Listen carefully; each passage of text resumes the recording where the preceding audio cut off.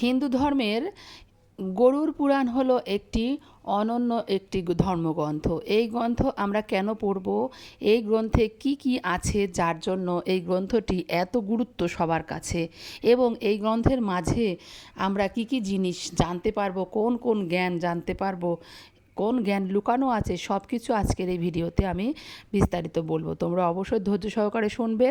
শুনলে তোমাদের এমন জ্ঞান হবে যে জ্ঞান আজ পর্যন্ত কোথাও তোমরা পাওনি। গরুর পুরাণ হলো নরক, পাপের শাস্তি এবং মৃত্যুর পরবর্তী অবস্থার অত্যন্ত বিশদ ও ভয়ঙ্কর বর্ণনা রয়েছে। গরুর পুরাণের দুটি মূল ভাগ রয়েছে, পূর্বখণ্ড ও উত্তরখণ্ড, যাকে বলে উত্তরাখণ্ড। নরকের এই বর্ণনাগুলো মূলত উত্তরাখণ্ড, যা অনেক সময় প্রেতকল্প নামে পরিচিত। এর শুরুর দিকে অধ্যায়গুলোতে পাওয়া যায়, নিচে বিবরণ দেওয়া হলো।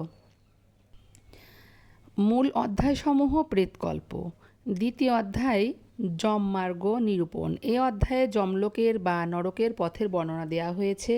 পাপিষ্ঠ ব্যক্তিরা মৃত্যুর পর যমদূতের হাতে কিভাবে নির্মমভাবে বন্দী হয়ে বৈতরণী নদী পার হয়ে যমপুরীতে পৌঁছায় তার বিবরণ দেওয়া আছে।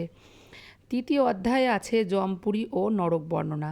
এ অধ্যায়ে যমরাজের সভার বর্ণনা এবং বিভিন্ন প্রকার নরকের রূপরেখা দেওয়া হয়েছে।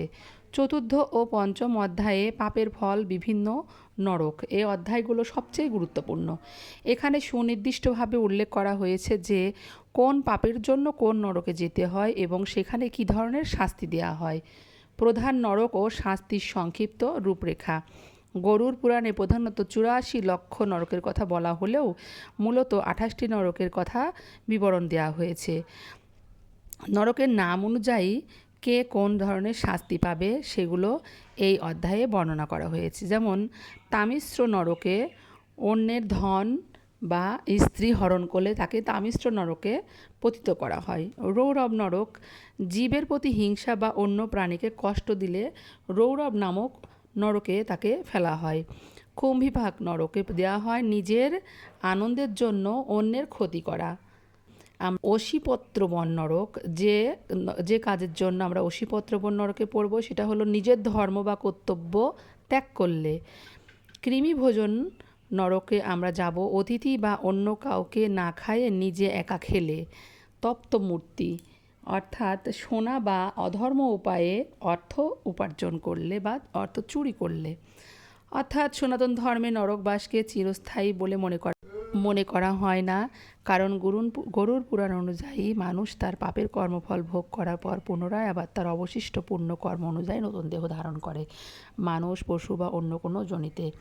যাই হোক, গরুর পুরাণ আমাদের অনেক জ্ঞান দেয় এবং গরুর পুরাণ মতে আমরা মৃত্যুর পরবর্তীতে কোন পাপের কারণে কোন নরকে পতিত হব এ ধরনের শিক্ষা লাভ করে থাকি। তাই আমি মনে করি যে প্রত্যেককে গরুর পুরাণ অবশ্যই পাঠ করা উচিত এবং তাদের জন্য আজকে আমি এই অধ্যায়গুলো সংক্ষিপ্ত আকারে দিলাম। ভালো লাগলে অবশ্যই লাইক করো, অবশ্যই চ্যানেলটিকে সাবস্ক্রাইব করো এবং তোমাদের মতামত কমেন্টে লিখে দিও এবং কমেন্টে জয় রাধে জয় কৃষ্ণ লিখো।